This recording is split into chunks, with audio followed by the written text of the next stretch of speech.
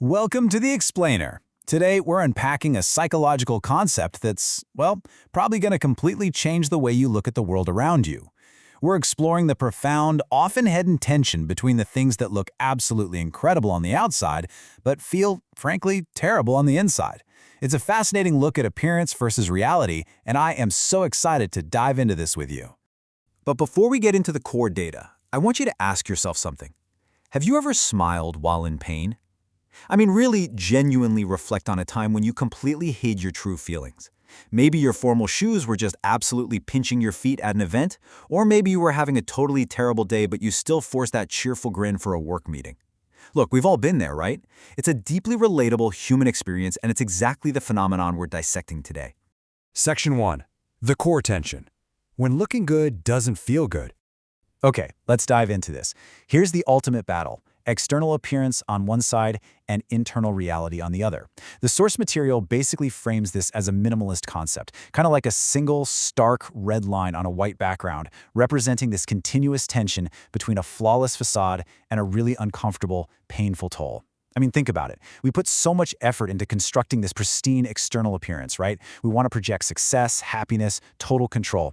But the internal reality, the actual psychological and physical toll of maintaining that perfect facade is often remarkably uncomfortable, sometimes even painful. It's just this complete mismatch between what the world sees and what we actually feel. Moving on to Theme 1. The illusion of luxury. The throne and the thorns. So, think of the ultimate symbol of status, the throne. It's ornate, it's beautiful, and pretty much everyone is fighting for a chance to sit in it. To anyone looking from the outside, it represents ultimate status, massive success, and high aesthetic value. It's totally enviable. But here's the catch. It harbors hidden thorns. Sure, it looks magnificent to the crowd, but actually sitting in it means enduring this constant underlying discomfort. And this brilliantly illustrates a universal truth about success. Achieving or maintaining this highly coveted position causes constant, underlying pain. The illusion of luxury kind of tricks us into thinking that reaching the top brings total comfort. But the reality, the higher the status, the sharper the thorns. The pressure, the expectations, the isolation, all of it requires a silent suffering that the outside world is literally completely blind to. Next up, Theme 2, the facade of happiness, the mask we wear. Now, shifting from societal status to our daily lives, this imagery is incredibly striking. Just imagine holding a smiling, super cheerful mask tightly over a face that is visibly distressed and completely exhausted. The contrast is really jarring, isn't it? It's the exact visual representation of saying, "Oh, I'm fine," when everything is actually falling apart. That cheerful exterior is what we give to the world, but the exhausted reality right beneath it is what we actually live with. So the crucial point is this immense concept of emotional labor. We're talking about the exhausting effort it takes to constantly pretend everything is fine just to satisfy what society expects of us. And society demands a lot, right? That we be polite, positive, productive all the time, but constantly repressing your true feelings to meet those demands, that leads to absolute burnout. The mask is incredibly heavy, and holding it up all day takes a tremendous psychological toll that just completely depletes our mental reserves. Which brings us to Theme 3, the price of elegance, the physical sacrifice. All right, we've looked at status and emotional labor, but what about the literal physical costs? Think about everyday attire. High heels, rigid ties, sharply tailored suits. These are universally accepted symbols of modern professional excellence.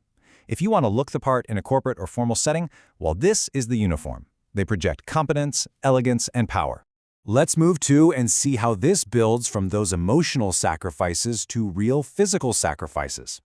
Because to project that power, we are actively sacrificing our personal comfort and well-being for an acceptable standard of elegance. We literally pinch our feet into rigid shoes and restrict our breathing in tight clothing. We all know that amazing feeling of pure relief when we finally kick off those stiff shoes at the end of the day, right? Just as we sacrifice our emotional truth for the mask, this physical discomfort is the literal embodiment of the entire concept. We sacrifice how we feel for how we look. Section 4. The true cost. Synthesizing the sacrifices. Now, what's really interesting about this slide is how we synthesize all this source material together. The toll of the perfect facade is profoundly multi-layered. First, we endure constant pain to achieve status. That's the throne and its hidden thorns. Second, we perform exhausting emotional labor. That's holding up that heavy mask day after day. And third, we surrender our physical well-being. That's the professional attire. Collectively, these show exactly how heavily our external appearances weigh on our internal health. So here's the core takeaway, and it's a big one. True comfort and peace cannot always be measured by outward presentation. Sometimes the things that look the absolute most enviable from the outside, the high status, the perpetual smile, the flawless outfit, they are actually the most painful to endure from within. Just because something looks good definitely doesn't mean it feels good. I want to leave you with a final thought to reflect on today. What enviable yet painful facade are you maintaining in your own life? Are you sitting on a throne of thorns, holding up a heavy mask, or maybe wearing shoes that really pinch? Thank you so much for joining me on this explainer.